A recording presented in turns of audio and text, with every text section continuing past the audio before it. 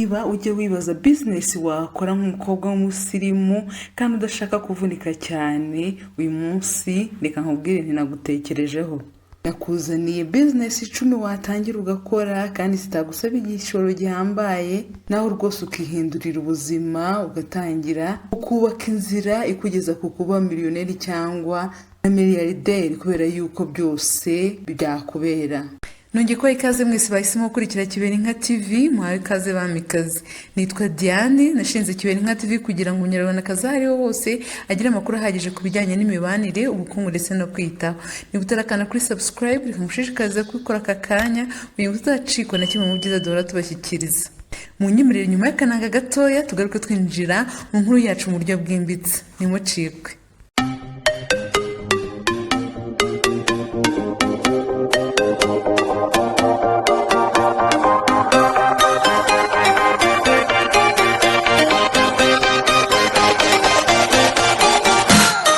Business nari nabateguriye zirarenga 20 ariko nzabibaha mu byiciro bibiri. Reka duhere uyu munsi kuri izi ngizi 10.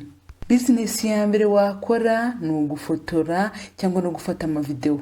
Niba ufite kamera cyangwa hari uburyo wayibonamo byoroshye rwose, ibi ni ibintu bigezweho, ni ibintu byaguhindura ubuzima. Ukajya ufotora abantu mu birori bitandukanye, haba ubukwe, haba anniversaire, haba ibitaramo, ibintu byinshi bitandukanye, wareba ukuntu rwose ubuzima bwawe bwaba bwiza kurushaho. Usibye rero kuba ufite kamera, ukwiye kuba uniyamamaza, abantu bakakumenya yuko koko ukora ibi bintu, ugafata nk'amafoto ugashyira ku mbuga zawe nkoranyambaga, abantu bakabona koko uri umuntu uzi gufotora neza.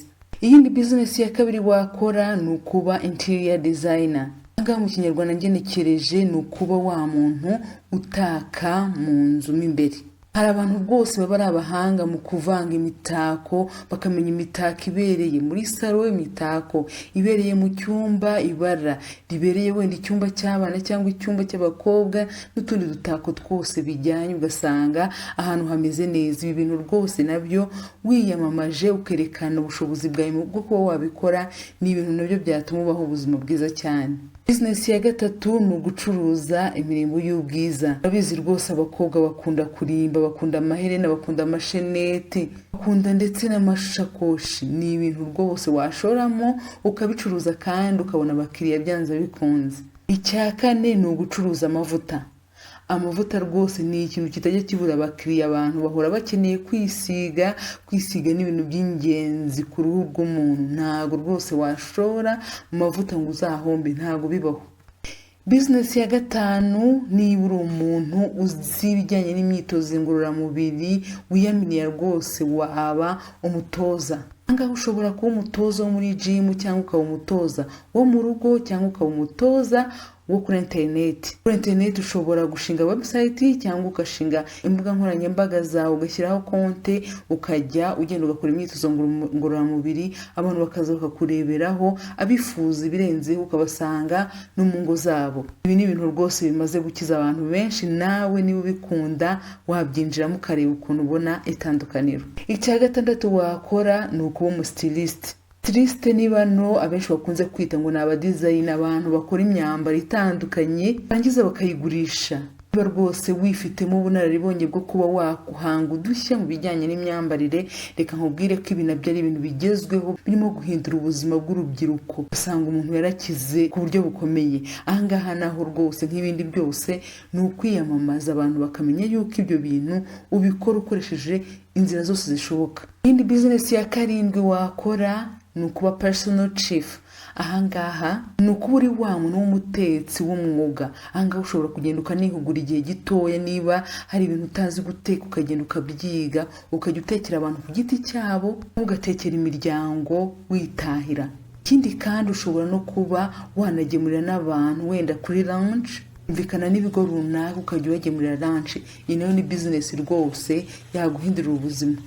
Icya munani ni ugukora business ijyanye n'ibya salo. Ahangaha ni ya salo ishobora kuba yita ku bijyanye n'uruhu, ni ya salo yo gusuka, ni ya salo yo gufura mu mutwe cyangwa gutunganya imisatsi. Ibintu byose ndakubwira zukuri yuko iyi nayo ni business idahomba, ni business yoroshye, itagutesha umutwe, idasaba n'igishoro gihambaye. Icya 9 nacyo kijyanye n'ibi bya salon no kuba makeup artist. Ngani wa muntu usiga abantu ibirungo. Ushobora kubasanga mu rugo, bashobora no kugusanga kuri salon.